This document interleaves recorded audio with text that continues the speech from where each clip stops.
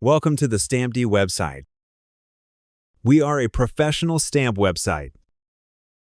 Today, I want to share with you how to put the stamp into the PDF file after it is made. First, we open the PDF editor URL. Click the Open PDF Editor button in the middle to enter the PDF file upload page. Then click the button to start uploading and start previewing the entire PDF file.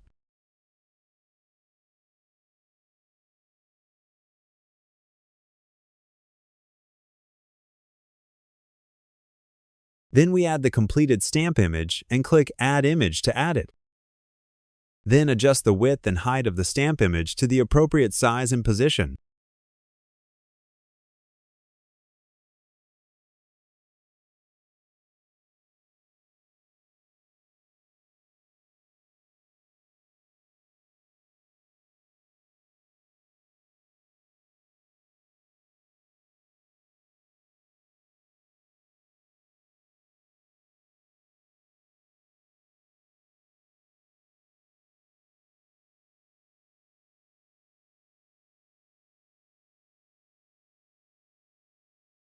Very good. The last step is to download the PDF file to get the PDF file with the stamp.